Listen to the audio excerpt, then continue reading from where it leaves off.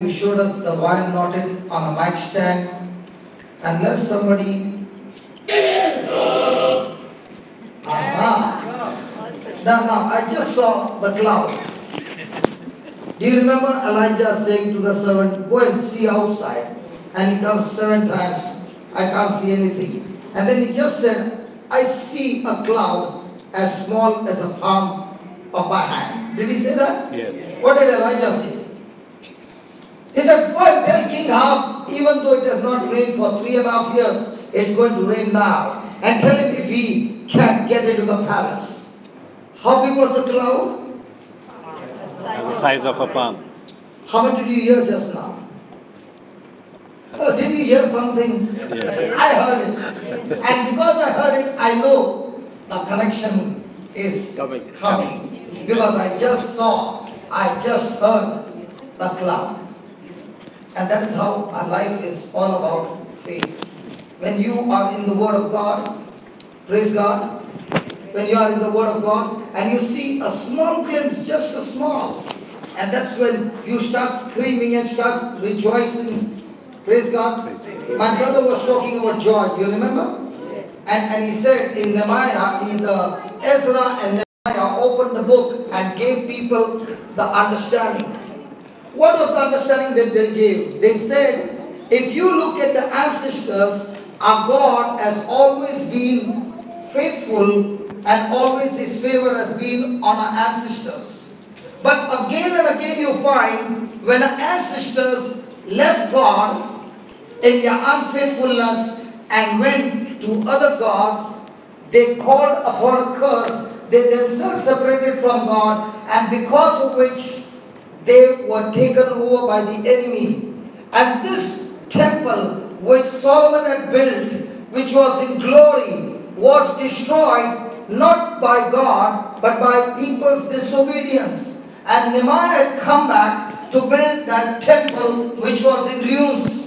And he said to the people, God has seen our heart. God has seen our repentance. And God is saying, even though this temple is in ruins, I love you so much that I will once again come in glory in this temple that we have begun to build, because we have made a decision to let go of our sinful life and come back to God in repentance. And then God saw your repentance. When you heard the word that was proclaimed, you were weeping with sorrow, in pain for the wrong things that you had done. God saw your tears and He's saying your mourning days are over, because God's mercy is new each day and it's unlimited.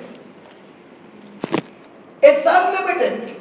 No matter how bad you have been, but when you come to God and you say, "Yes, Lord, I acknowledge my sin. I have sinned against you. Please have mercy on me," He instantly forgives you your sin. And He says, "All that is in the ruins, I, your God, will rebuild this temple for you." And that's why He says, today is a holy day. Why? Because the whole nation has gathered here. The whole nation has heard the word. The whole nation has repented. And now let the whole nation start rejoicing. Why? Because God, who has promised us, is a faithful God. He always keeps His word. Till today, God has never been unfaithful to His word. It is we who have been unfaithful to Him. And that's why Nehemiah says, listen, you can see with your eyes the temple is still in ruins. But when God said, He has seen your heart, He has seen your repentance, I will turn your ruins into glory. And that's why, before it can happen, there is joy. Joy is a state of mind. Joy is a state of thinking, where your mind is focused on His promise, irrespective of the storm around you. And that's why He says, now that you have received the truth, let this truth be in you. The strength that every time the devil gives you discouragement, every time he comes to beat you with the past, you got to tell the devil in your mind, listen devil, it is written that the joy of the Lord is my strength. Because now I'm not alone. My God is in the battle. The battle no longer belongs to me. It belongs to my God. When you look at the crucifixion of Jesus, the Bible says in Hebrews chapter 12, verse 2 and 3, he says, Jesus is the author and finisher of our faith. And then he says, look to Jesus, the author and finisher of your faith, because he endured the cross. He embraced the cross. He took the cross with joy. Hey, hold on. How can a person who's going to be crucified embrace the cross with joy? Come on, Jesus, you're already bleeding. You are already being scourged at the pillar. You are bleeding all over. You got a crown of thorns around on your head. You are in such pain. And now they have given you the cross and you are so joyful. How can a man be so joyful? I'm asking you. The Bible doesn't say Jesus took the cross with sorrow. The Bible says he took the cross with joy. So what is that joy that can give such a strength? It's a supernatural strength. It is a divine strength that happiness can never give you. How come you were joyful? He was joyful because his mind was fixed on you and me. He could see, when he took the cross, he could see that every human being on this planet Earth is destined to go to hell. He knows it. But he also knows it, that the plan and the purpose for which he has come, he is so close. Now the battle begins. If he gets crucified on the cross without committing a single sin, then he is not only victorious by the punishment that he takes on himself, he is able to forgive. Whenever you see the word forgive, it means the penalty has been paid.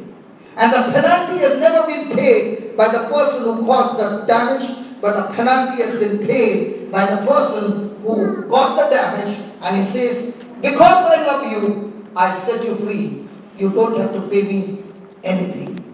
Because Jesus paid the price on the cross, he could open his mouth and say to his Father, these people have done me wrong. But Father, I choose to forgive them, and just as I choose to forgive them, I want you to forgive them.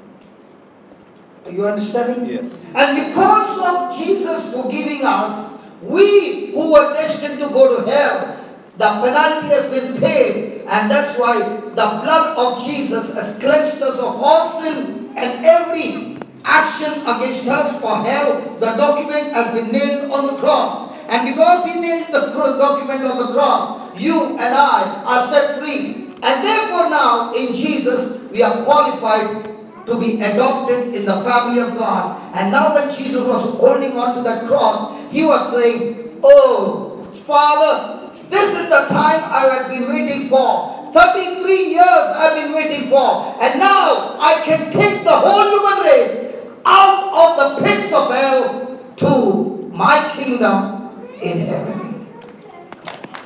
If you still do not understand, let me give you an example of your day-to-day life. Lisa, you have 2 children. Is that right? You got married to Francis and you had heard about pregnancy but never experienced.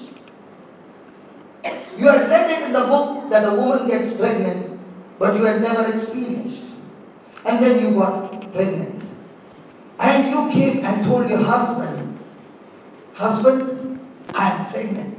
And he had such a big smile on his face. And you had a smile on your face. But then began the morning sickness and the vomit. And it was so bad that you could not eat anything. And it was just the first month. Imagine 8 years more to go. 8 months. Oh, sorry. It was my mistake. What did I say? Yes. Oh, sorry. 8 months to go. 8 months to go. And it was very, very bad. My question to you is, could you see the baby? Could you see joy inside your womb? No. but you knew He is there. Could you see the movement? No, but you still knew He is there. Now, with all that, did you tell Him, let's terminate this pregnancy? No. But He could see you suffering. Did He say, let's terminate this pregnancy? No, because He is also waiting for His son. Then began the headache. Then became the backache. And that time He was so slim. Slowly, you looked like a Persian gas cylinder. And now when you looked into the mirror, you said, oh my God, not this. And then, this is not your case. Let's say this could have been your case. And the doctor said, you know, there is some problem in the baby. You have to take 50 injections. Would you take? Would you allow it to take? Yes. Why so much for a baby whom you can't see? Just a baby? Because your focus is not on the pain. Your focus is not on the injection. Your focus is, I want that baby no matter what. Is that right, mamas? Yes. And thank God, God got the mamas pregnant, not the men. Because their capacity is extremely high. And then came the 9th month.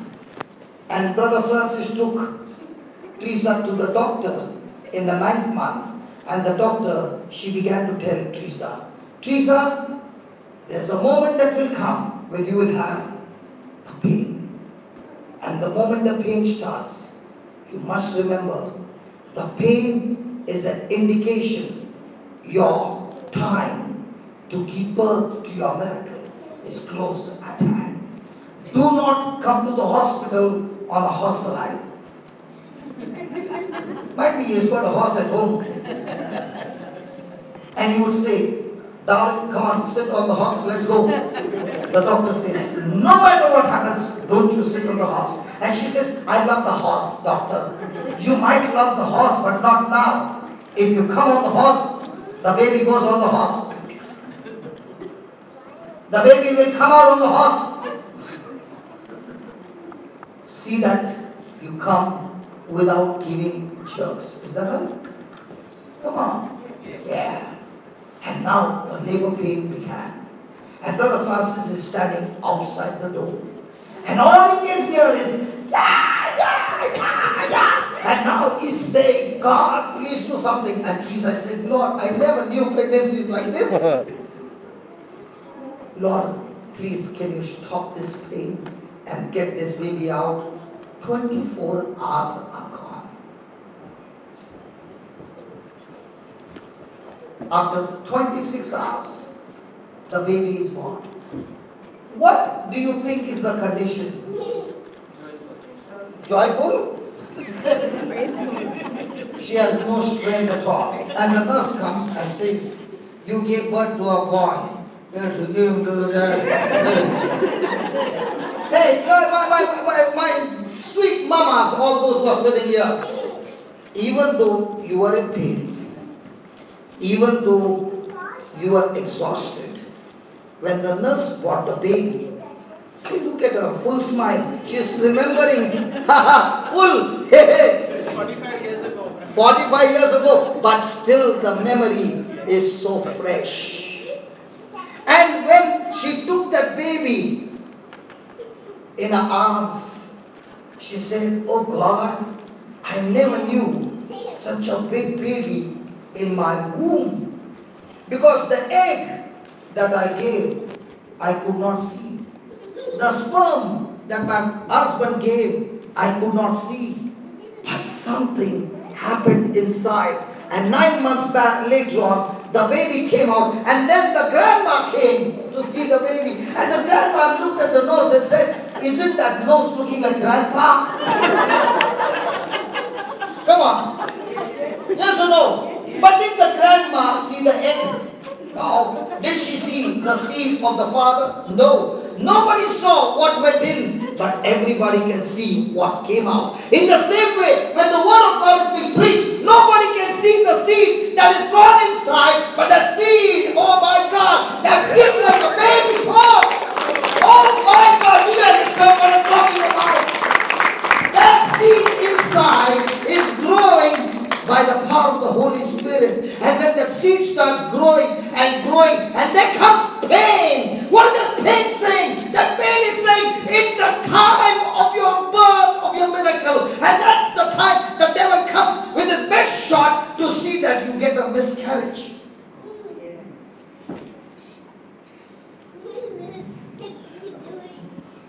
And the mama who understands the pregnancy, the first birth, the second time, she has an experience. Even though she is in such a pain, how come she went for the second one? Because she's saying,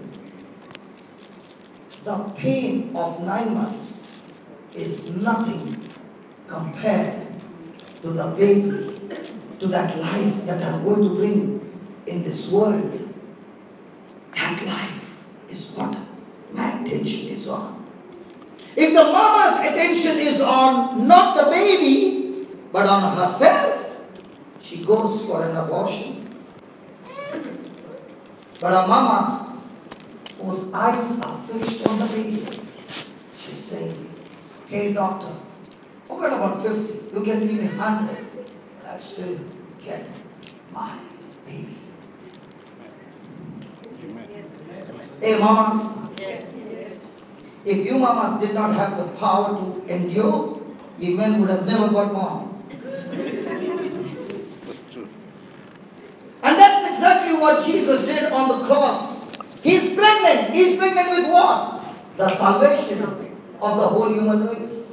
He's pregnant with what? The healing from every sickness. He's pregnant with what? Deliverance and freedom from Satan for all of us on earth. He's pregnant with what? The curses are broken and we are blessed. He's pregnant with what? The power of sin destroyed and we are living a victorious life. He's pregnant with what? The shame is nailed on the cross and we are covered with the glory of God. He's pregnant with what? The rejection that we go, he was rejected so that we are accepted in the family of God. Amen. Amen. That understanding, that's what Nehemiah and Ezra gave people what? Understanding. Because they thought that God is angry and this punishment is going to remain forever. And he's saying, listen, God is right. He's not punishing you. Has anybody ever made coffee? I'm asking you. Yes. And when you drink it, is it bitter? Yes. Now, if the person puts sugar and stirs it, does he need to pray to God? God, let the coffee be sweet?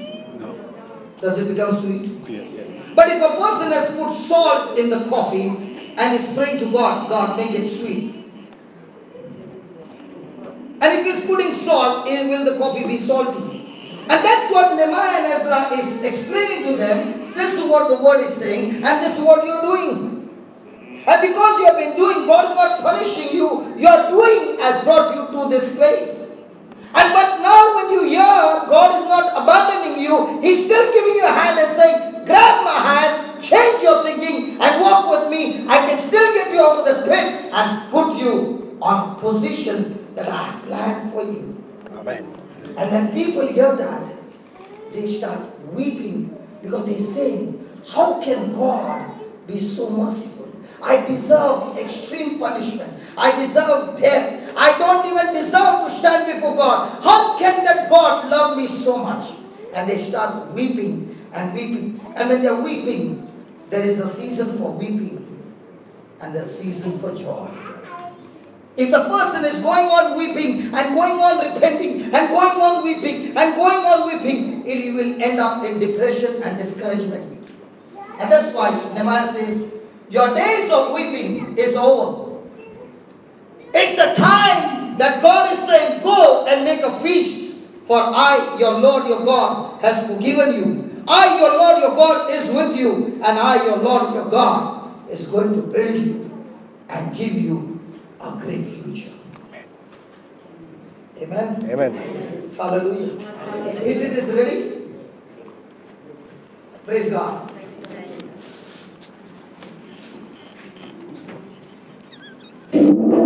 Wow. What was that? Lion. Hit him, hit him, hit him. Hit him. Hit him. Hit him. Jesus said, devil, it is written. It is written. It is written. It is written. That's what he said. It's written. And every time the devil opens his mouth, Jesus, through scripture, in his mouth. Pause. What did he say? It is written. Every time the devil opened his mouth, Jesus threw scriptures in his mouth. Whose mouth? Devil. What are you throwing? Are you throwing scriptures or your mouth is full of lies? See, when the devil comes, he comes with lies. Because he has no faith. To speak the truth, you need faith. To speak a lie, you need fear. Has anybody ever said a lie? No. Hello, has anybody ever, at least once in your lifetime, said a lie? Yes. Whenever you said a lie, ask the question, was there fear? Yes. For a person to speak truth, he needs faith. So Jesus is the truth, and therefore he says, say my truth by your faith, and that truth will set you free from everything. Are you following? Yes. So the devil can destroy any person if he can inject fear. So then when you inject fear, you are no longer speaking the truth that Jesus said, you are only saying what the devil said. What is the word that the devil says? The devil, every time he opens his mouth, he only says words contradicting to the Bible. Are you following? Yes. So, every time the devil opened his mouth, Jesus filled his mouth with scriptures. And when he filled his mouth with scriptures by saying, it is written, and he spoke the scripture, the devil ran away. Do you know what it means to put the devil's mouth with scriptures? The scripture is the sword of the Spirit. And this sword is so big that you can open your mouth and speak over here, and somebody in New York is being tormented by the devil. Your word from here can go and hit the devil over there and set your loved one free. Are you understanding what I'm talking about? Yes. Hallelujah. Hallelujah. Just rewind a little, please. Is that okay? Hello, is that okay? Yes. Oh my God. Yeah, go ahead. It is written. It is written. Can you practice? Or only keep quiet? Out of your mouth can come out truth, and out of your mouth can come out lies. And when you're opening your mouth and speaking the truth even now, the devil who is torturing you, you are filling his mouth with scriptures. Oh, nobody understands? Yes. Can I hear some sound in the house of God? Yes. Come on, some sound. Hello. The Jericho wall did not come down with silence. The Jericho wall came down with a loud voice of praise. Can I hear some Jericho walls coming down? Hallelujah! I believe there are some Jericho walls in your life, and they need to come down. And this morning the Lord is saying, if you can trust me, open your mouth and speak some truth. I'll show you what the Jericho wall the devil had built for 40 years. You can fix it up in no time. Come on. Come on. Come on. Sometimes I find people so decent, you know, they don't want to open their mind because I got my brand. But when the devil touches you and that time you open your mouth, you speak words not found in the dictionary. I'm not asking you to speak the words not found in the dictionary. I'm saying speak the words found in the Bible. So when you become indecent to people, when you speak the Bible, the devil who has been decent to you, bashing you up, he becomes indecent and runs for his life. Oh, you did not follow? Yes. Am I talking to some soldiers in this house? Yes. I'm saying, am I talking to some warriors in this house? Yes. Praise God. Yeah, brother. Written. It is written. It is written.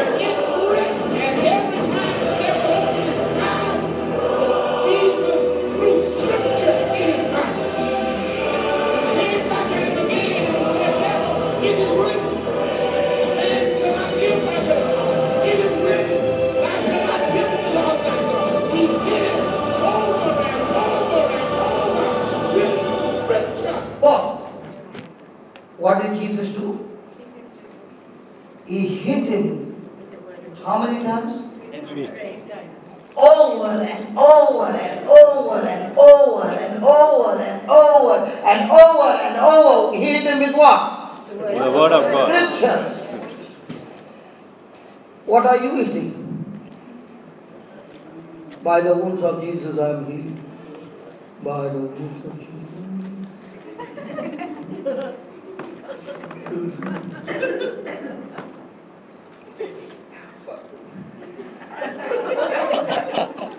Can you see, sweetheart, when you were saying, Jesus, you are the most high God, and that bone was saying, I'm here still, hey, I'm here. Did you look at him anymore? No. You kept saying, Jesus, you are the most high God. Did you fill his mouth with scriptures? Come on. 3 months. On the 3rd month, suddenly one morning, hey, that fellow has run away. And that's why this time I'm seeing you with a pen, and that was a pen, not the on, off, in, out, nib. I can see a nib is outside. Any moment I can write. I'm not even waiting for tuck. I'm keeping it on because I know what he's talking about. Because it works. I said, it works. Hello, it works. We have not come to hear what Gandhi said, what he said, what Nehru said, what this one said, that one said. We have come here to hear what the Creator said. Amen? Amen. And then, And guess what happened? The devil ran.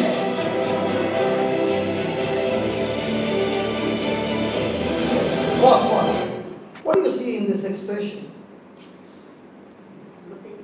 Looking to the Heavenly Father.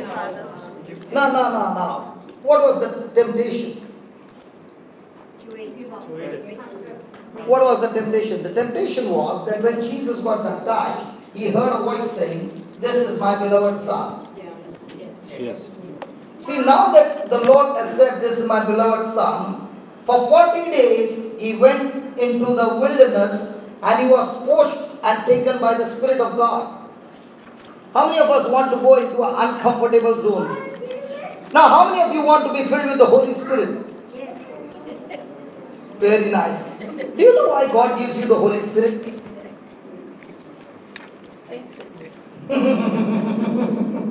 First thing I should know, why does God give you the Holy Spirit? Okay, let's take for example, Samuel came and anointed David with the Holy Spirit. His brothers were watching and he anointed and said, you shall be the king. Now did David say to his brothers, do you know who I am? No. Did he become a king at that moment? No. No, but was the seed given to him? Yes. And did the Holy Spirit come on him? Yes. Now, the next chapter, David's father Jesse tells David, go and take the sandwiches to your brother. Now did David say to his father, do you know who you are talking to? Are you giving me a job of a delivery boy, McDonald's, Pizza Hut? Do you know what is my identity?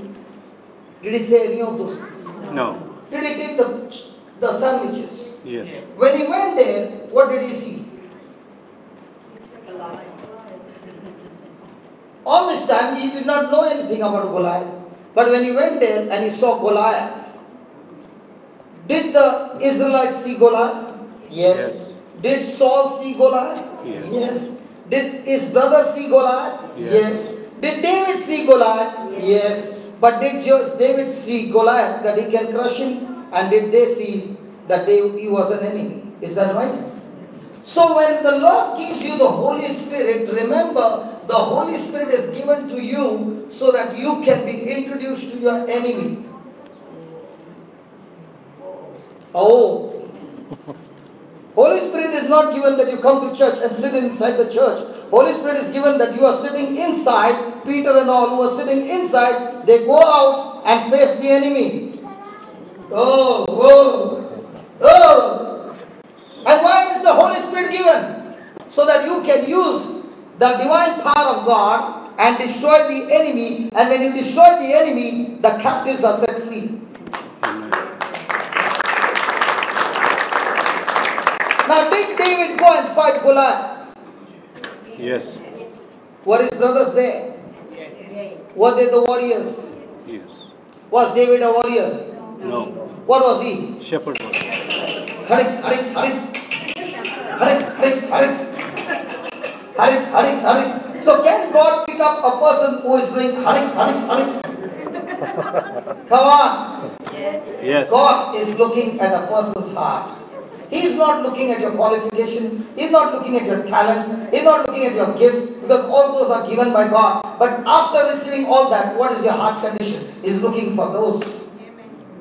The brothers had extreme qualification that they could have been qualified instantly, but their heart condition was wrong. They got disqualified. Might be you're saying, I got this talent, and I know this and I know that, but your heart condition is not right. You just got disqualified. And when he could receive the Holy Spirit and when he saw Goliath, what was his reaction? I'm going to go and fight him. This fighting is not for me, but this fighting is because he challenged the army of the living God. A person who has the Holy Spirit doesn't fight battles for himself. He fights the battle representing the kingdom of God. Because he is no longer interested in his own kingdom. He is interested in God's kingdom. But I find surprises that when the Holy Spirit comes on people, I don't understand how come this is happening. Either the Holy Spirit has to be duplicated. Because the Holy Spirit will always teach you no longer to look at your self-benefit. He will always teach you kingdom, kingdom. That's why Jesus said, seek you first your kingdom, your family, your household, and then everything will be added unto you. No. But you just pause for a moment and ask a question. What is your top priority? And after God? My spouse, my children, my mama, my daughter, my brother, my sister. Lord, please keep them safe. Bless them. And that is the kingdom of God. Selfish. Did Peter say after receiving the Holy Spirit, where's my mother-in-law? His mother-in-law was sick, you remember? Yes. Did he say, where's my wife? Did he say, where's my children? Or did he go out in the open? Was he the same fellow who had chicken out, hiding? And were they looking out for these followers of Jesus to kill them.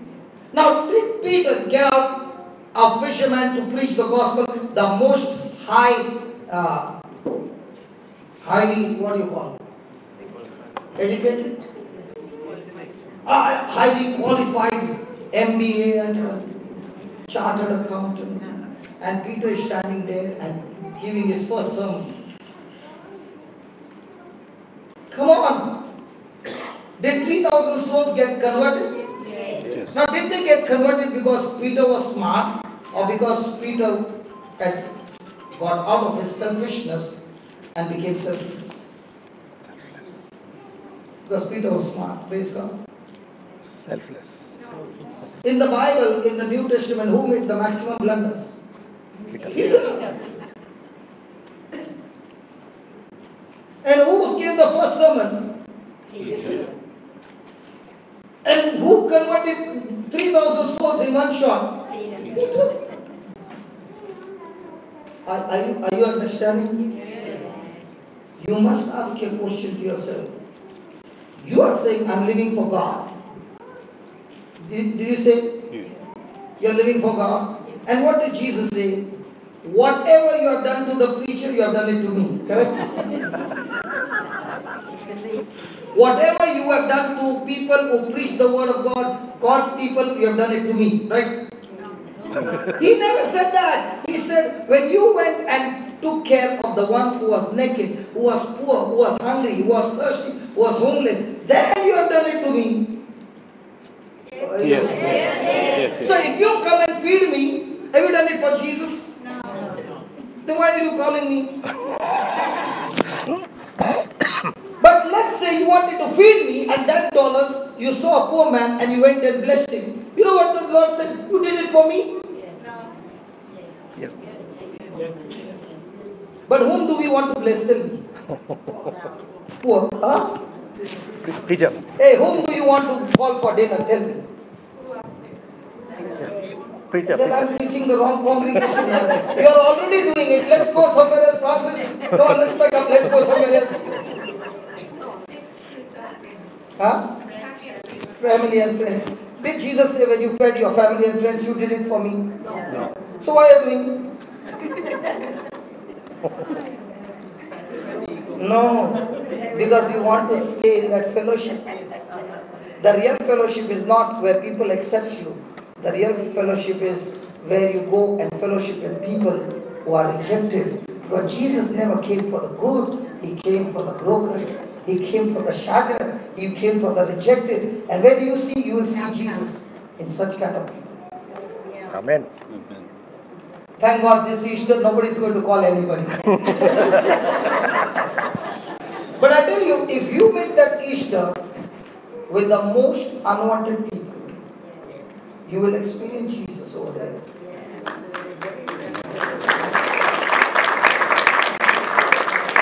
What is our Easter and our Christmas? The mama will make a big turkey. Then there will be some candles. Then there will be fork and knife.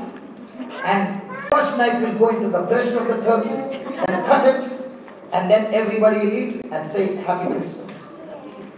Or Happy Easter. But Jesus said exactly opposite.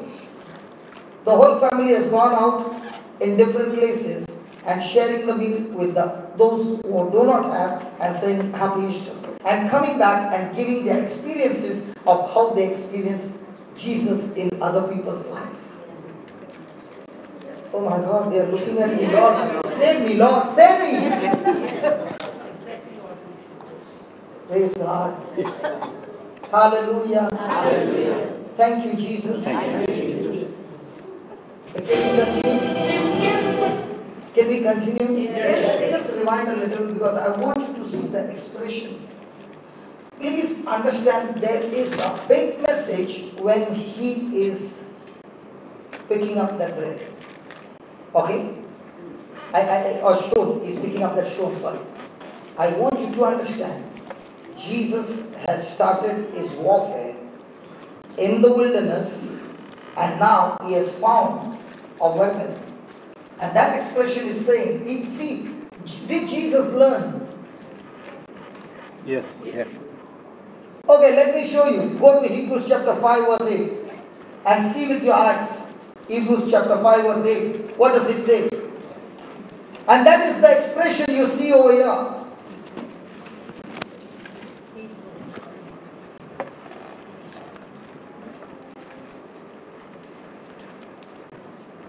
Sorry, I will have to do a lot of relying forward. But is it helping us? Yes. Hello, is it okay? Yes. Yeah, just somebody read it. Jesus learned. Come on. Obedience.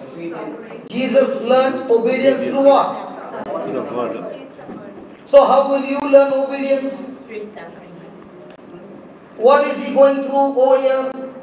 Suffering. So easy learning. See, in our mind, he's a son of God. That's why, when he came down, all downloaded. But that's not the truth.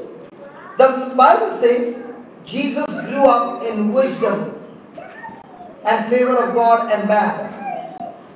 Mama Mary had to teach him first the scriptures.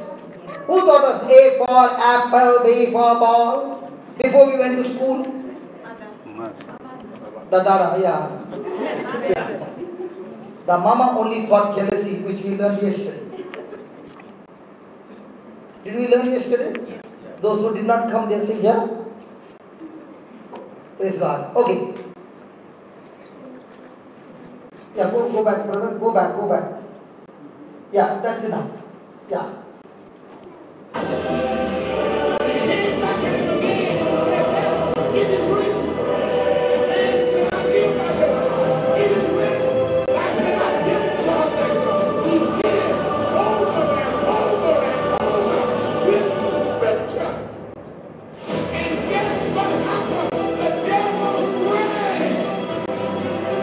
Now see.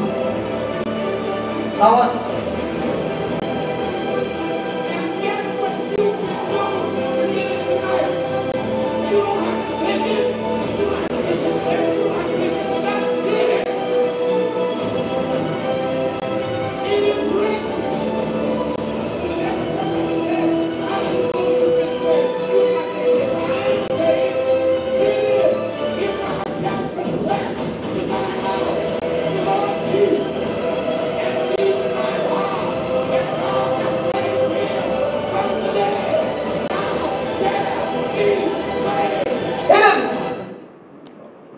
I said hit him.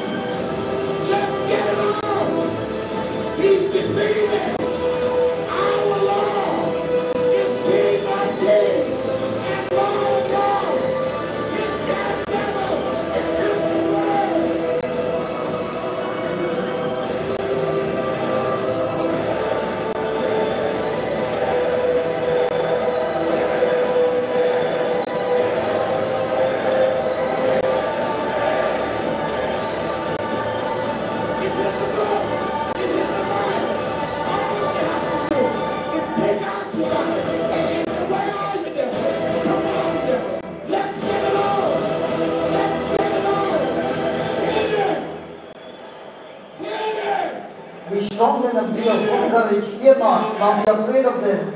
For the Lord your God. Grow warfare. You simply must learn to fight. Pause.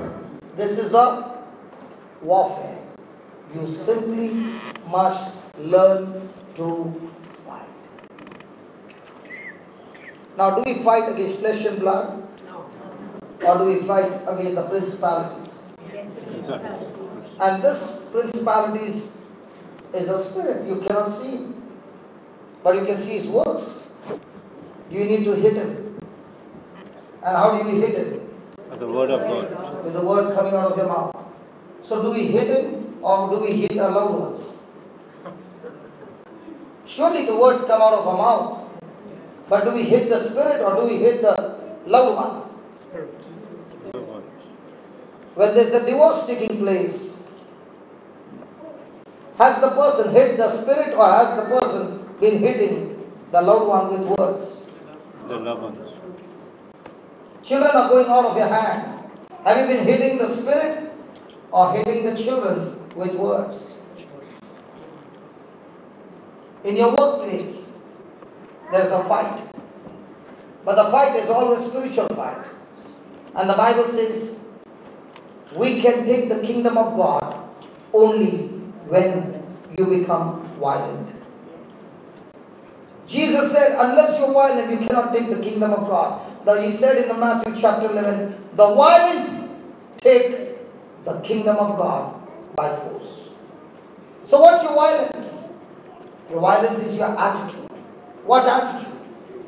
Attitude of love, attitude of forgiveness, attitude of mercy and kindness, attitude of your faith and patience, attitude of your gentleness and joy, attitude of a sound mind, a self-controlled mind, a sober mind.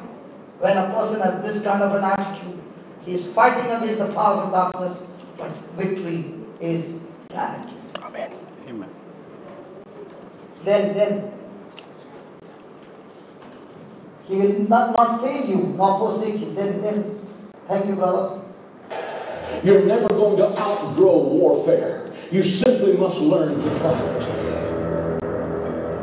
I hear people saying to me all the time, when is it going to get easier? When you die. So when is the war going to be easy? When will the war stop? When you die. Praise God. Till your last breath, is there going to be a war? Yes. And the Holy Spirit is given for what? For war. Hallelujah. The Holy Spirit is not given that you start looking for your own benefits. The Holy Spirit is given so that you are the one, a warrior, like Jesus, going around and establishing the kingdom of God on this planet Earth. And heaven backing you up. Just like a policeman might be all alone, but the whole county, police, the whole department backing him up. Because he's got a uniform, he's got a badge. You and I are called to be ambassadors of Christ, representing heaven on earth. And the question is, how does it look? The policeman sitting in his house never goes on patrol to arrest the criminals. What do you think would be the condition of the city? Chaos. So what kind of a Christian are we that we do not arrest the spirits who are torturing our loved ones? Have we been given the power? Oh yeah. The authority? Oh yeah. But are we using it? Praise God. Hallelujah. Hallelujah. Believe me, every day when I get up and I take the Bible in my hand, I say, Lord, you are showing me new weapons to fight. Amen. Amen. Hallelujah. Hallelujah. Can we just close our eyes and repent for the times that we have been only seeking our own kingdom? Jesus never said, seek your kingdom. He said, seek my kingdom. Seek my righteousness. And all that you are longing for shall be added unto you. Heavenly Father, thank you for this message. Lord, all the heroes in the Bible, they never lived their life for themselves. Yeah, they started their life by living their life for themselves.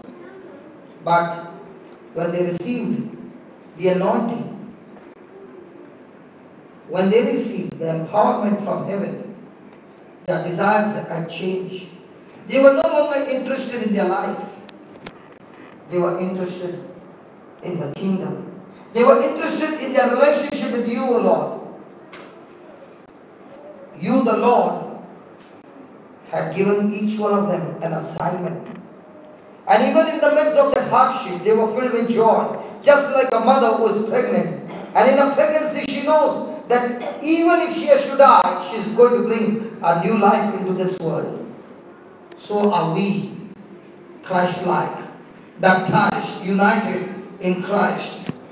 That every moment we are able to give life to others, to the life that we have received from you, Jesus. Father, let this Lenten season be a season that we have never experienced in our life. A Lenten season where we, with our own choice, crucify our flesh, crucify our desires, crucify our fears and everything that takes us away from you, Lord. We crucify it on the cross. That like Paul, we can say, as for me, I am crucified with Christ. I no longer live, but Christ lives in me and through me. Yes, Lord, teach us to crucify anything and everything that comes in between our relationship, Lord. And you be the Lord and Master of our life. We thank you, we praise you, Lord. And every time the devil comes with lies, we'll fill his mouth with scriptures. And those scriptures are the sword of the Spirit, tormenting, torturing him, and he runs. He flees from us. Thank you, Lord, for teaching us that nowhere in the Bible you have said, I will make the devil run for you. But you said, when we submit to you, when we agree to your word, and we resist the devil will flee from us. Teach us, Lord, that in this Lenten season we feed our spirit with so much of the word and the understanding of the word. And like Jesus said, man shall not live on bread alone, but by the word of God. Lord, let your word be the food for our life, even for our body, Lord. So that the more and more we eat this food and digest this food in believing and confessing the word, Lord, we thank you, Jesus. Like you fasted for 40 days in the same way, but you were meditating on the word for 40 days. Lord, let this be the top secret in our life, the top priority in our life, that we meditate on your word day and night, day and night, day and night. Like Joshua, who had chickened out when Moses had died. He was discouraged, he was in depression. But Lord, you told Joshua, I want you to learn these three things. Open your mouth and speak my word. And when you keep speaking my word day and night, it will affect your thinking. And now you shall meditate on my word day and night. And when you do these two things, you are empowered now with the power of the Holy Spirit and the power of the word that you have been meditating, that you will find it so easy to do what is written in the word. And when you do what I've told you with my power, you, Joshua, will make your way prosperous. You, Joshua, will have great success. You, Joshua, will reach my destination. You, Joshua, will carry out my assignment with divine power and supernatural victories. Lord, you have revealed the truth to us. Help us to labor, yes, labor with you against the kingdom of darkness and get souls for your kingdom.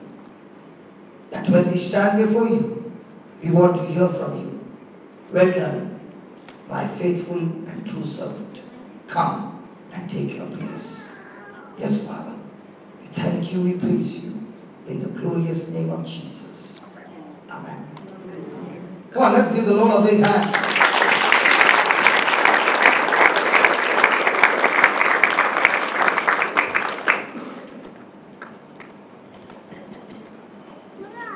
How do you feel now? Like a soldier? Yes. Hello? Yes.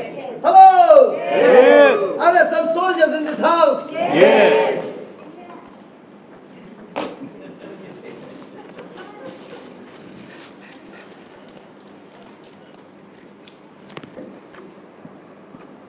So, yesterday we were studying on Luke chapter 15 on the elder son.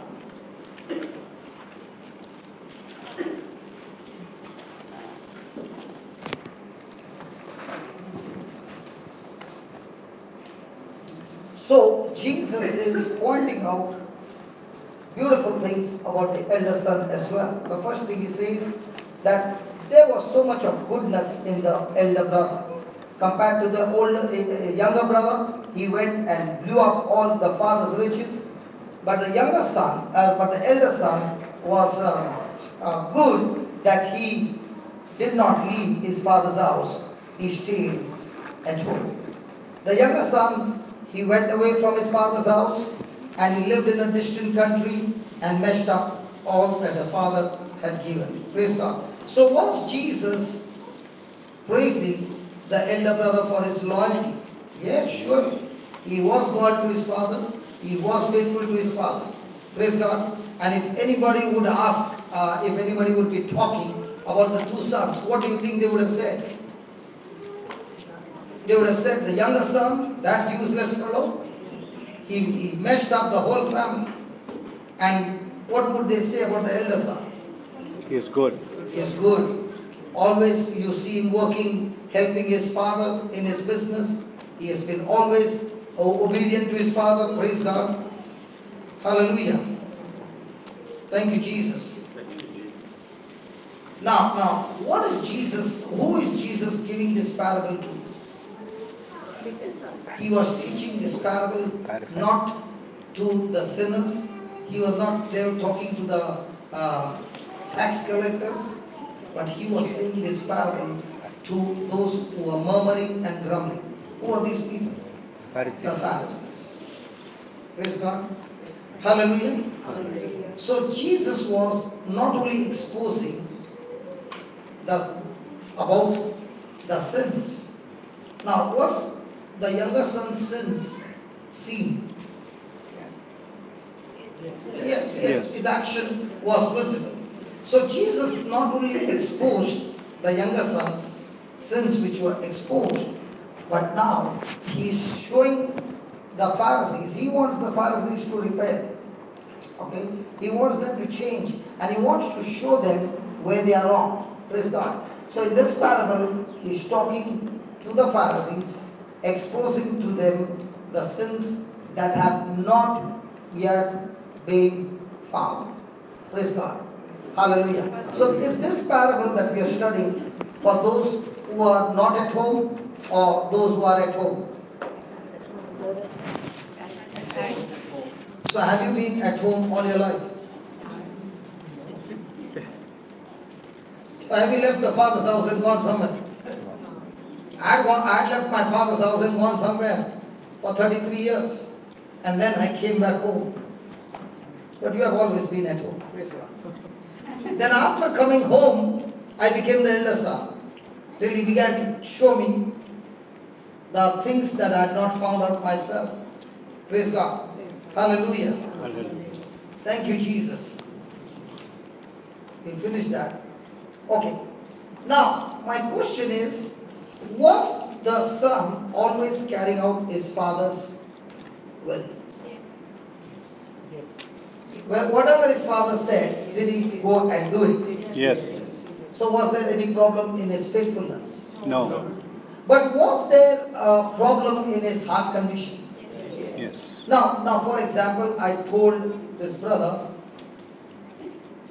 okay, he told me, let's change. He told me, I want you to do this and this and this. And I always obey him. Okay? But inside me, possible? Yes. Come on. Yes. Because I'm in the singing ministry, okay? And all the time he gives Ryan the mic and he gives me a very spoiled mic. Okay? So will I ever have my eyes on that mic? Yes. And I come first one day and I take the mic and he walks in and takes the mic from my hand and gives me the other mic. So I say, okay brother, no problem. Yeah. I'll sing. Yeah. But will I show? And what will he say all the time? That brother who is coming, no, very nalla. Very romba. Very saria. Now I know coming, you see. Praise God. Now, was the same with this elder brother? He was faithful to his father, but when his father told him to come inside and he saw his younger brother has come, was he happy with his brother's return or was he extremely bitter? Bitter. So is God looking at your works or at your attitude? Attitude. What are we looking at every time? Work. So is God all the time looking at our works or attitude? Attitude. So let's say Brother Francis was organizing this, okay? And he really worked hard and the church is packed, okay? But for everything he's been getting annoyed with Austin, annoyed with Ryan, annoyed with this one.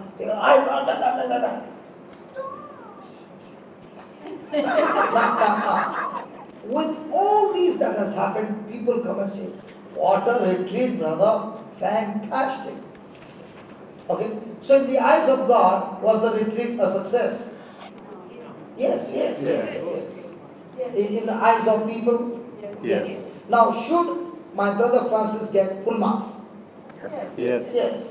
But in the eyes of God, has he built him up or torn him to pieces? Torn into pieces. So is God looking at his achievement or attitude? Attitude. Most of the time, what are we looking at?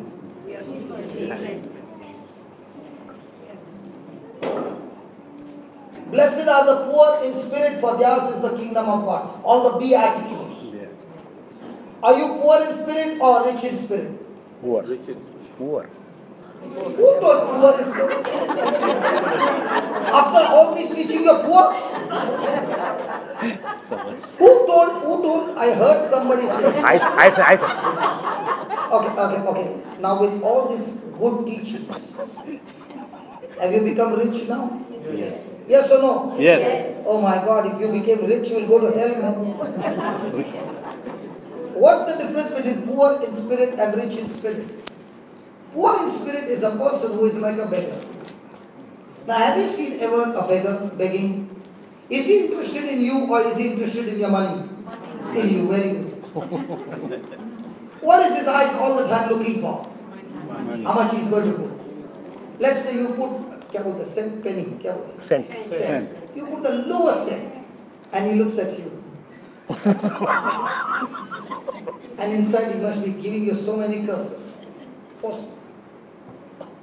So the person who is poor in spirit is saying, Lord, you gave me so much of revelation and so much of things you gave me, but I'm still like a beggar. I'm not satisfied. I want more of you. Is the man poor in spirit? The man rich in spirit is saying, you see, God, I got a house, I got a car, I got this, I got that, and I know how to run my life. I don't need you. Rich in spirit. So the person who is full of ego, full of pride is who? Now what about the prodigal son when he was going? Was he rich or poor? Rich in spirit. When he came back, was he rich in spirit or poor in spirit? The elder son who is inside the house, he is rich in spirit, poor in spirit.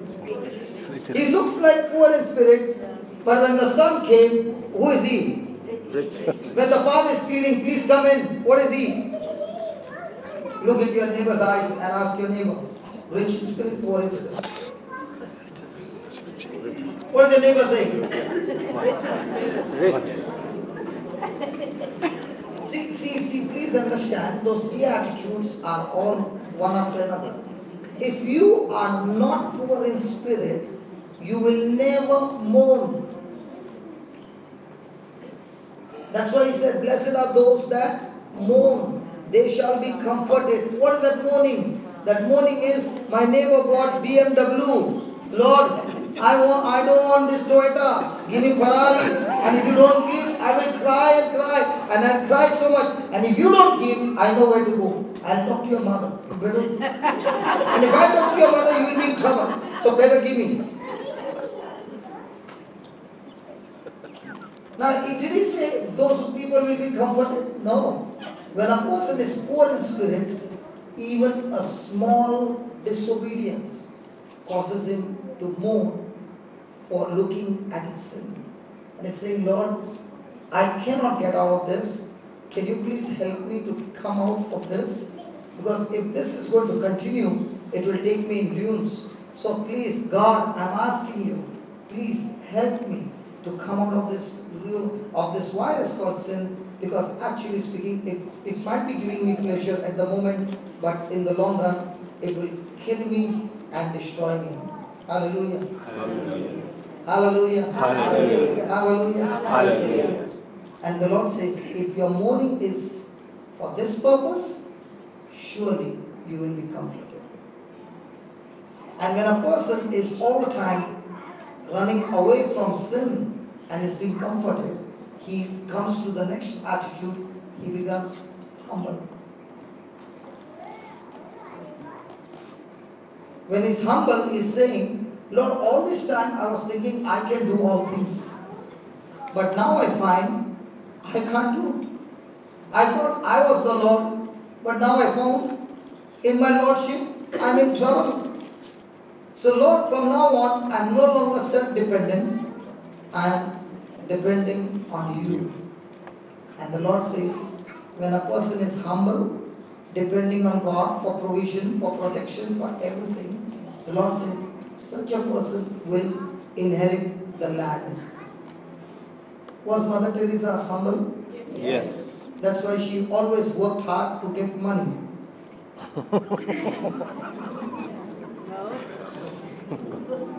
That's why she went to the most highest job and she got a high salary.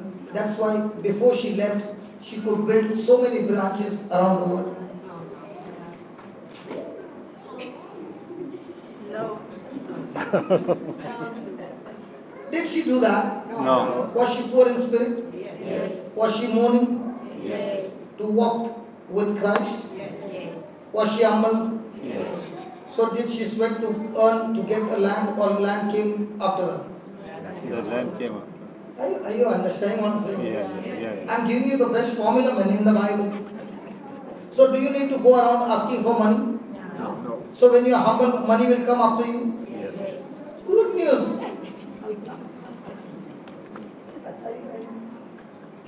So who is a humble person? A humble person is all the time saying, Lord, I want to be like you. When we were, anybody around 50? When we, because I see all Senior 50s citizen. here. Okay. 50? From which place in India? Good. Okay. In our time, you know, that time we used to have that dance. Break down. You got it. No, you're not 50, I know. But you understood that, right? And in those days, when the dance came, and we used to have that VHS Yes. videos, okay, and then some of the boys would watch it. And in the evening, when everybody is there on the road, it would start. Twing, twing, twing. Yes. The person who was doing it, was he watching the video over and over and over again? Yes. He was looking at every move and he would do that, right? And then in the evening he would come and show what he has done. Yes. How many of us, when we look into the Bible, we are looking at Jesus and we are doing that breakdance which Jesus did by bashing up the devil, by fulfilling the Father's will? It's the same.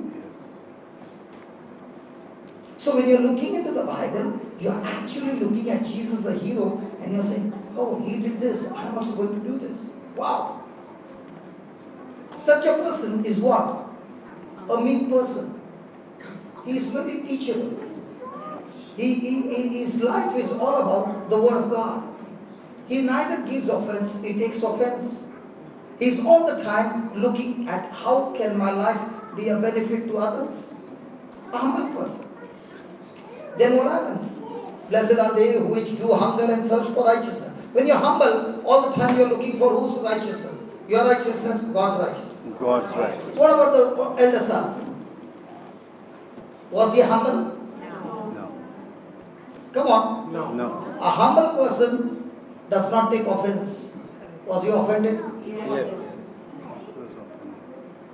So, is it possible for a person to be in the church all his life and still be an angry person?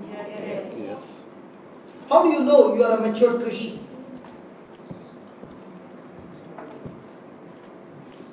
You put a cross, you do a tattoo of cross, you put a rosary and put 2 bands of rosary and keep on playing on the beat. You are a mature person.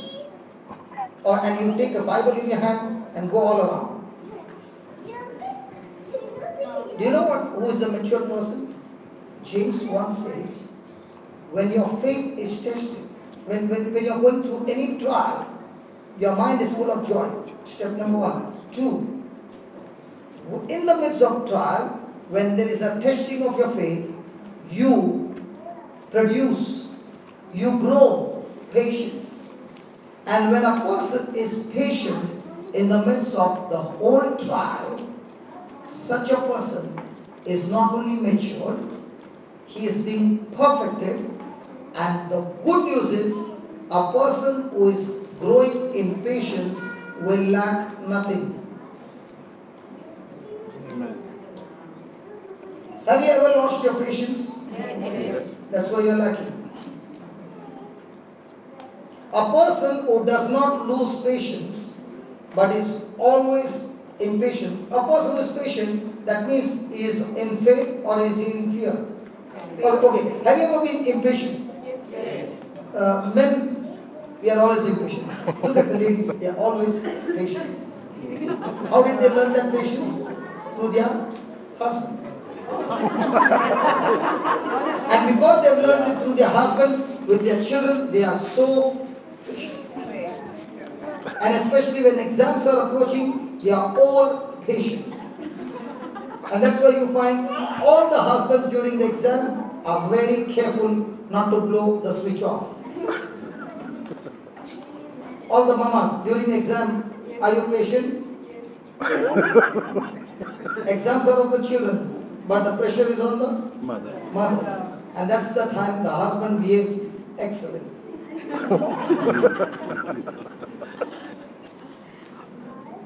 Hallelujah. So is patience going to be tested? Yes. When is patience going to grow? In the midst of your trial. Now look at this boy. Was he going through a test? Yes. He came back and he heard the news. Was he rejoicing? First thing, was he joyful? No. When a person does not have joy, he doesn't have faith. Yes. Because either there's joy or there's worry. So when a woman is going through the pregnancy, she is in hardship, but her eyes are fixed on the baby, or eyes are fixed on the problem. On the baby. So is that strength, is that joy giving her strength to go through the full course of 9 months? Yes. Okay, another example. You are watching cricket match, India-Australia. Last ball. Brother, whom do you want to win? Australia or India? Because here there are many Indians who have now become Australians. Australia. See? Those who have become from India, Australia. Okay. The last ball, and the person has hit, and he got caught.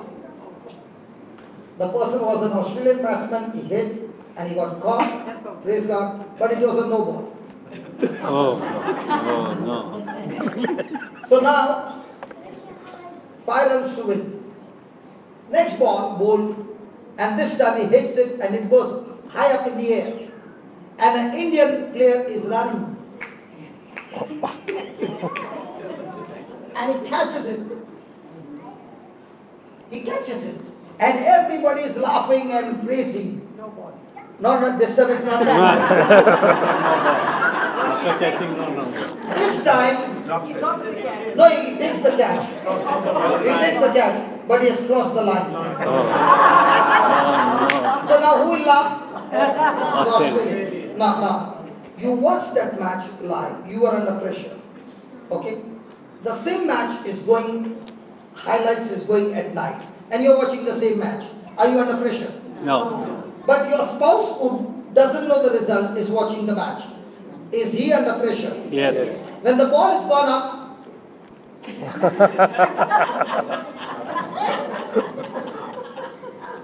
some of them will bite the under pressure? Yes. Yes. But what about you? No. Why not? I know the result. In the same way, a person who looks into the Bible, he knows the end result. Why? Jesus has already bashed up the devil. All that you are doing is watching the highlights. Amen. A person who understands the promise of God, what Jesus has already promised you, is filled with joy because he knows the end result. Last night we were talking and I said, yesterday was a big queue, right? Yes. All bone problem? Yeah? Bone. Now. Before they got healed, was there pressure? Yes. Did I have pressure? I don't have pressure because what's my job? My job is to believe and speak. To heal, not to heal is not my job. I'm not God. If I'm God, then I'm under pressure. If I'm not God, my job is to believe what He said and get into action. Now, whose job is to confirm the word? God's. Holy Spirit's job. Hello? Yes. That's why every time I call, I'm stressed. Because I know the end result. Yes. Yeah, got it. I'm giving you all these truths which the Lord has taught me, and that's why I'm stress free. That's why the joy of the Lord is my strength. That's why when the faith is being tested, I already know if this is what I'm believing in, which Jesus has said, it will surely come to pass. But before it comes to pass, there will be all kinds of nuisance by the enemy to distract me so that I change my thinking. See, if a person has planned to go from A to B, what is his plan? I should get a highway and I'll go A to B distance on a highway. If it is God's plan, will He take you on a highway? No. He will first take you on the mountain. Then He will bring you down. Then He will take you this side. Then He will take you that side. Then He will take you to the stream. Then He will take you to the lake. And then He will reach you to B. That's God's plan. Why is He taking you all this? Because you will learn how to climb the mountain. You will learn how to come down. You will learn how to swim. You will learn on. So by the time you reach B, you are well trained to take B promotion. But what is our plan? It should be a smooth ride. In the name of Jesus, Lord, take me to B. Now, in B, you are not equipped to handle that. So now what happened? In B, the person committed suicide. That's why you see in the Bible, nobody went to B without first his faith getting tested on A. Yes. And was it a smooth ride for David to become a king? No. Was it a smooth ride for Abraham to become father of many nations? No. Was it a smooth ride for Joseph? So what makes you think it's going to be a smooth ride in your life? The very thing, the crooked things are happening, wow, I'm in God's plan. If it is happening smooth, that means you have gone off the mountain and seen express road. Hallelujah. Thank you, Jesus. Thank you, Jesus.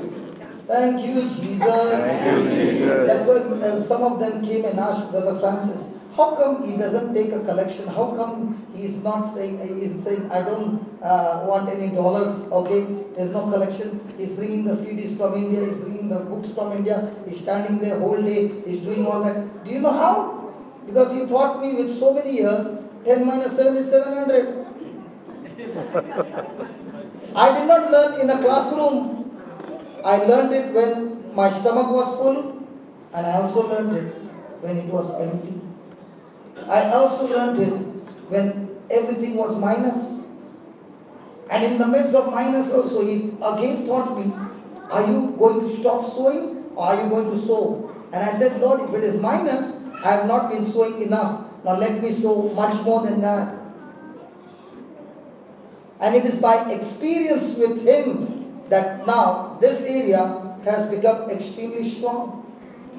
And because he took me on that journey, I can also believe now that, Lord, I'm building a house for 500 addicts who will stay with me, who will be fed every day, 500 people. But if you ask me, do you have the money to feed them? No. Then what do you have? I have the seed. A seed has the potential to produce the forest. This seed has a potential not to feed 500, but 5,000, 50,000. Amen. So when you know and you know, you have the joy of the Lord. But when you don't know, then all the time you're asking, from where will it come? Might be Austin is in Australia. Yeah, Austin bhai, is it? $1 भेजो. Now this is God's plan or my plan? I'm calling Austin. Which one do you want to stick to? God's plan. When I stuck to God's plan, I'll tell you. One person came with the land. Second person came to construct. Third person said, I will pay all your bills. So do I need 100 people? No. I did not know all the three. Who connected them? The Word of God. How did He connect me to them? I went and solved their problem first. Did Joseph go to the palace? Yes.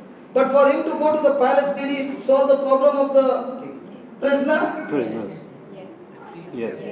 Then when he went to the palace, did he solve the problem of the king? Yes. Then because he solved the problem of the king, he became a governor.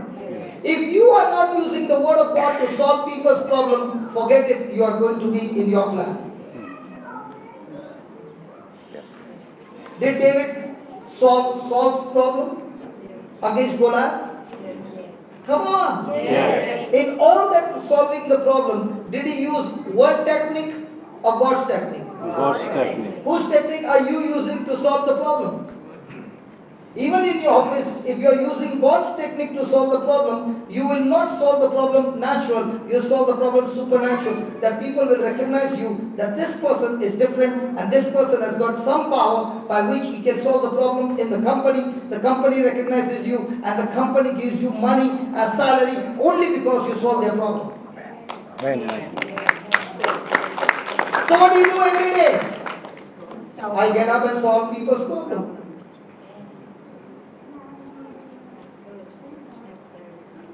I solve people's problem using God's word. God solves my problem using God's word. Khalas. So do I stick to God's technique or people's technique? God's technique. Hallelujah. Hallelujah. Thank you, Jesus. Thank you, Jesus. So please write down some points.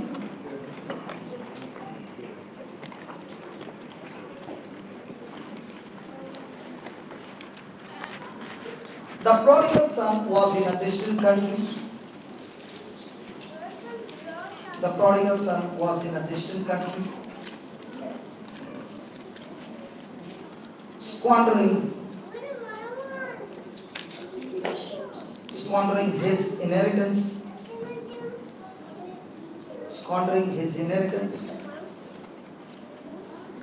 with wild living,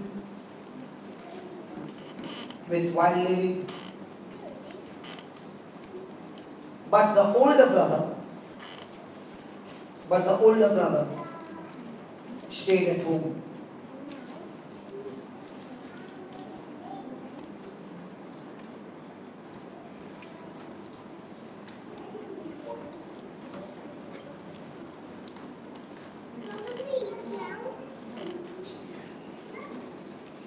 The prodigal was too bad.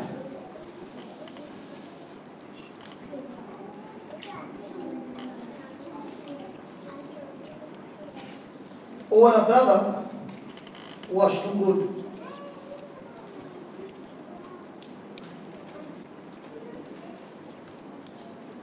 People would recognize the elder brother excellent for his obedience, loyalty, and service.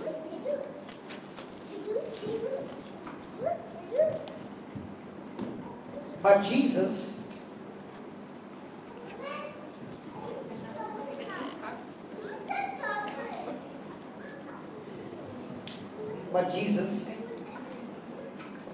not only exposed those,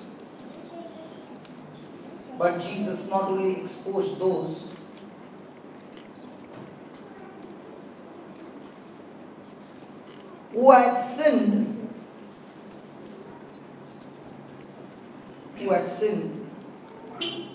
and been found out, but he also exposed those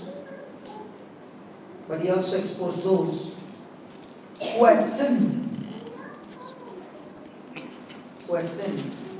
and not been found out.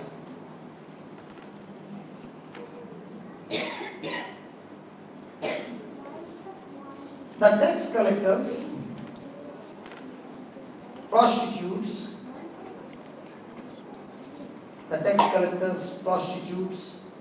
received Jesus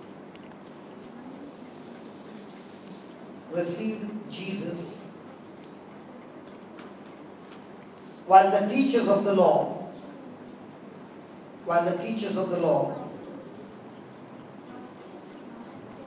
turned upon him in vengeance.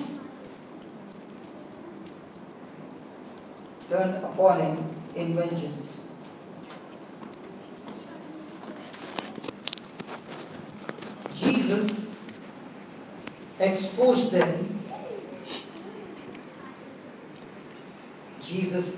them for what they really were.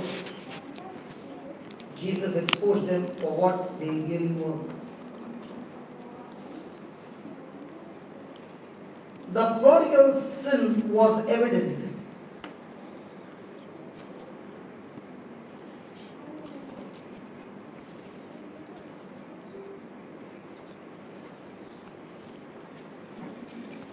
He was rebellious.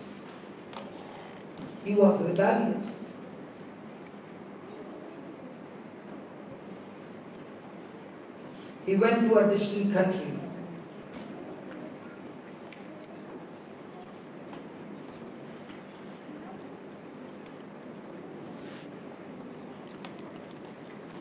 If we were asked to classify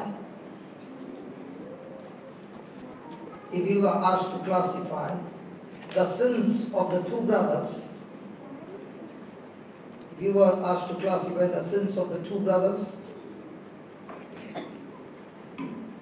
who do you think is the worst sinner?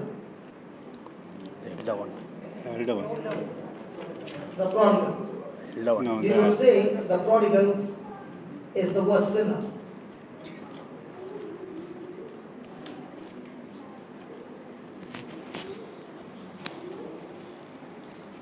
Because the older brother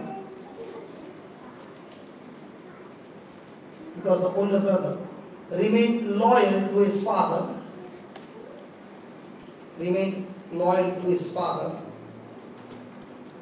and stayed at home.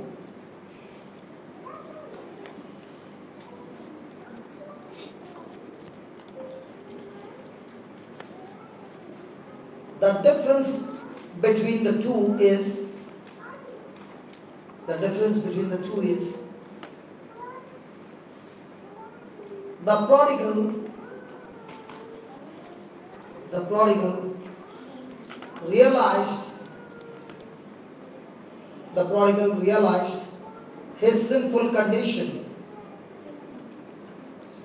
prodigal realized his sinful condition.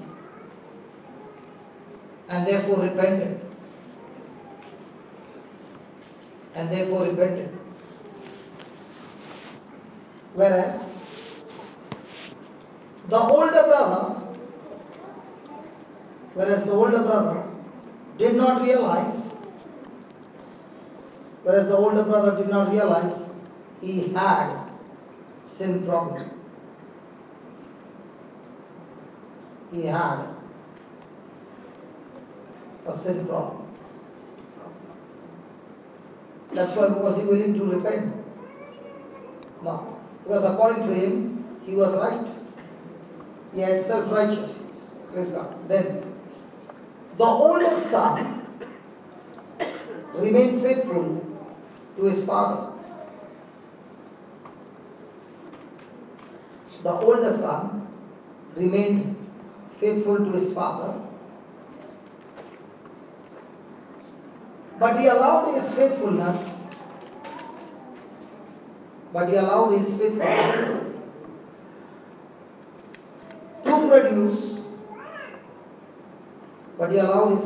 to produce an attitude of bitterness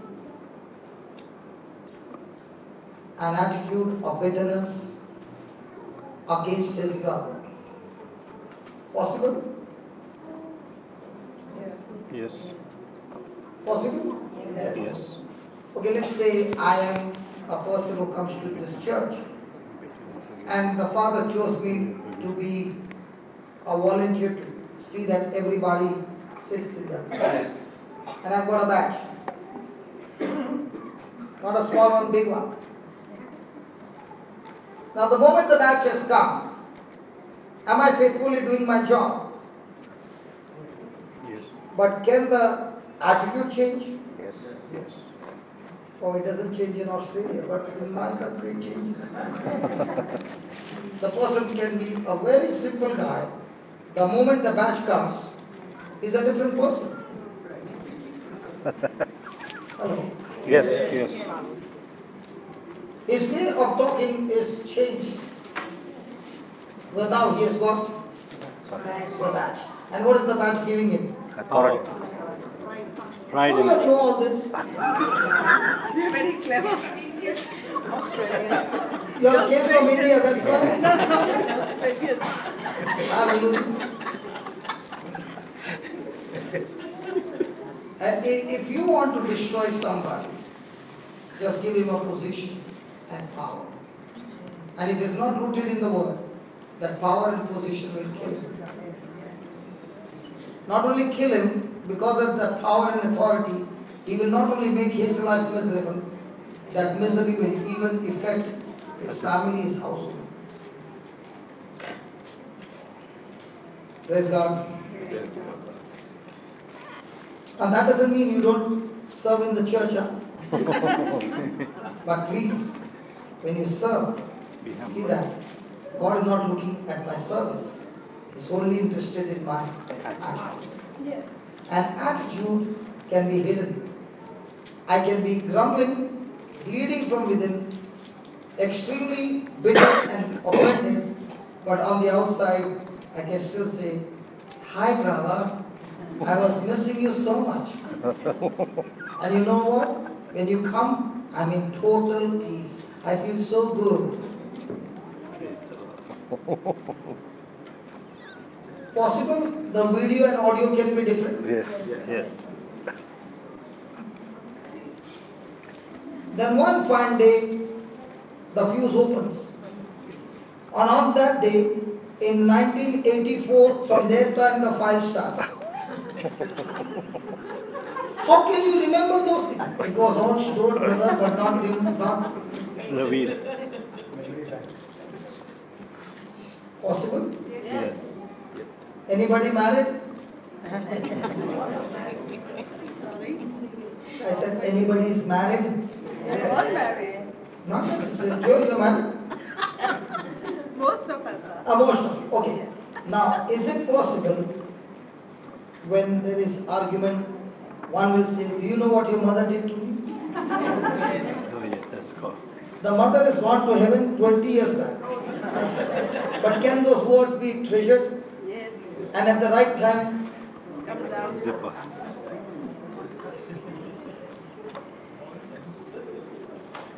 I just hope they are giving more details. Come, you'll explain. I don't know. Go, Madhu.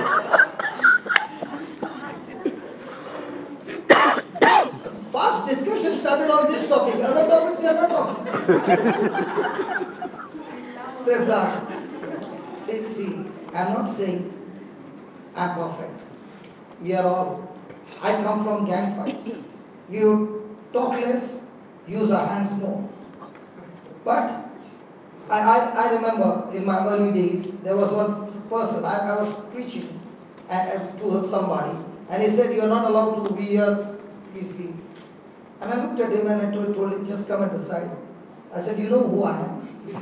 If tonight you want to reach home, you better call your people and say, they will not even get your body. I come from that world. Don't mess with me. I'll kill you." That fellow nearly pissed. Because my language at that time was no bad words, but Street language. and I said, "Lord, what an advantage I got." And he said, "Listen, if you're going to use that to do my work, you got disqualified." Then I said, "Listen, all this time I was a bad man. I agree. But now I'm doing good. Why is he coming and stopping me?" So if I fix him up and I fix one fellow, he will go and tell her, "Don't mess with him. My job will be easy." Then the Lord said, "What did I do? You, they crucified. Was I having power? Yeah. Did I use power? No. So can you be like me? You mean to say they will come and do what they want and I should keep quiet? Yeah." This was my early days. And that's when I began to learn. You say what you want. You do what you want. What you do to me is not the end result. What I do after that is the end result. Amen. What they did to Jesus is not the end result. How Jesus responded to them decides victory or defeat. Jesus responded with love. He won the battle. If I can respond to all that you tell me with love and forgiveness and kindness and all that, I can live an undefeated life. Amen. Amen. So Jesus began to teach me in the beginning that for me, your attitude is more important than your service. I had become the elder brother. Sometimes I do become. What happened? You don't want to write? Yes, yes. They are all looking at me. I don't do that now. Hello? I don't threaten anybody now. Others during lunch break, nobody will come now. Please. Should I go on my knees and tell you? That's why how do I know that it's time for my blessing? When I look into the Bible, I find all the time. Before the supernatural can come, there is a battle. No battle, no promotion. There are two kinds of battle. A battle that I'm the cause of the battle by my wrongdoing. Two, I'm not the cause, but the enemy has used somebody to come against me. And when that happens, and if I pass the attitude test, it is an evidence my flight is about to take off. Amen. Amen. So whenever a person goes through unjust suffering, it means you are in the last stage before a supernatural promotion. Did Joseph go through an unjust suffering? Yes. Come on. Yes. Even if Joseph has to work all his life, work really hard, he can never become a governor. But if he passes the attitude test, he reaches a position which his lifetime labor cannot achieve. That's why your attitude decides your altitude. So every day, every test that you go through, might be husband, wife, in-laws, outlaws, friends, colleagues, and all that, there is only one test, the attitude test. And if you and I are only focused on the attitude test and pass the attitude test, my God, favor will take you beyond your imagination. When does favor get activated? When a person is passing the attitude test. So what you work in your lifetime, favor can achieve that in a moment. Favor of God on Joseph made him the governor of Egypt. But did he all the time pass the attitude test? Yes. But in the physical, did it look like demotion for every attitude test? Because in the eyes of people, they look at physical evidence. God doesn't look for physical evidence. He looks only for spiritual evidence, and that spiritual evidence is my attitude. Please. So might be you are having some problem with your spouse. Might be you are praying, but you keep failing the attitude test. You will never come out of that crisis. That crisis will take you deeper and deeper. But if your focus is on, Lord, I'm going to pass this attitude test. When a person's attitude is right, he will by default do what the Word of God says. And the more and more you are a doer of the Word of God, your house, foundation, now slowly is becoming into a rock. Now no storm can blow your house out. Amen. Praise God. Praise God. Some people are moving around, it means... Yeah, I come to know, when people suddenly start getting distracted, they are indirectly saying, you don't get hungry, but please, we live on time. Okay, let's close our eyes and let's pray. Father, we thank you for teaching us so many powerful truths, hitting the enemy with the Word of God. Jesus, you yourself gave us an example of how you discovered yourself. You learned. The Bible says you learned. And you learned through suffering. Thank you, Lord, that as we are going through the battles of life and we are having so many issues in our life, it is a proof that you are with us. It is a proof that you love us. It is your proof that your word, when we apply it and grow in our attitude through the Word of God, aligning our thinking to the Word of God, not only we will be out of the trial, but much more than that, our character shall be built up. Our life will be changed. We will be transformed. Thank you, Lord, for showing us that even though it looked like the elder son has been faithful, obedient, loyal, a heart of a servant, but what he lacked was his heart condition. Bitter, offended, angry. Oh Lord, as we are listening to this word is speaking to each one of us.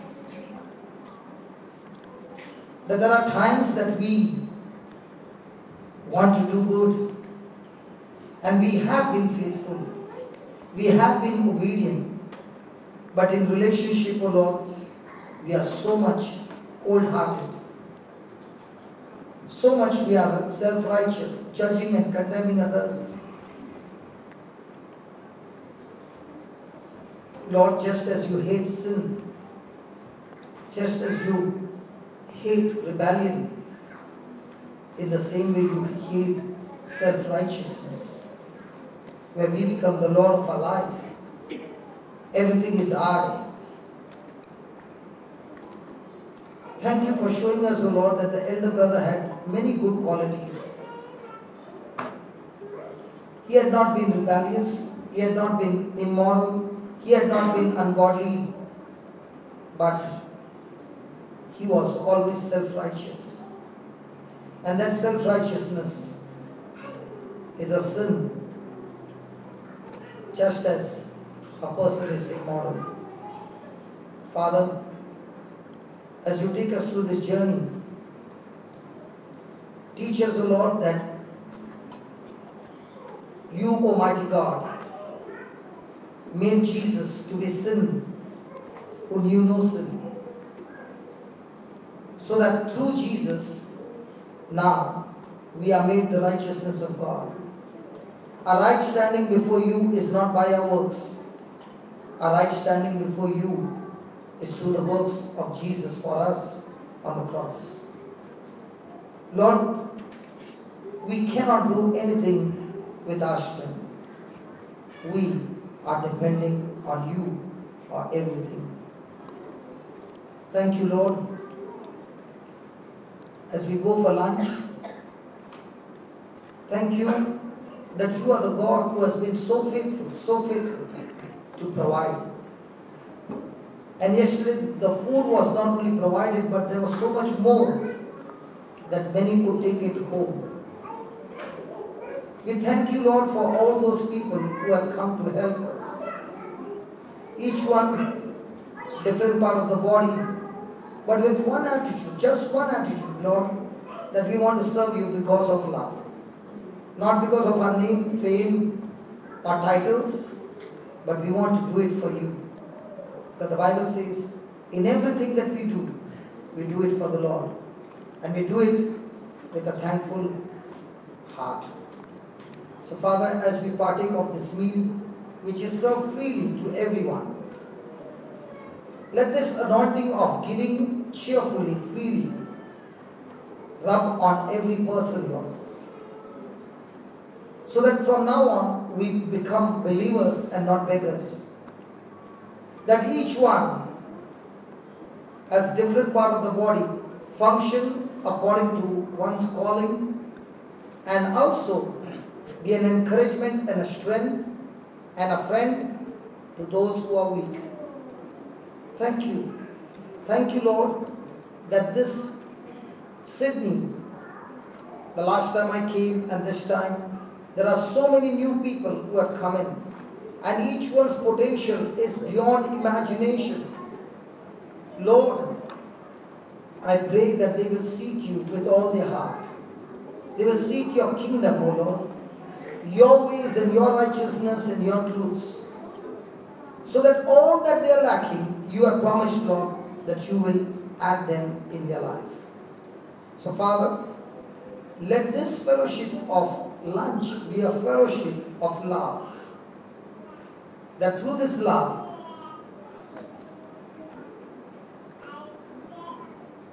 we in turn become like the early church, who not only shared everything, but went out to serve others. Lord, let us be the church who do not serve only the church members, but the church members coming together with their talents, gifts and resources, reaching out to those who have never been to church and helping them to receive Jesus as their Lord, God and Savior. We thank you, we praise you in the glorious name of Jesus. Amen. Amen. Amen. Please be seated. Yesterday's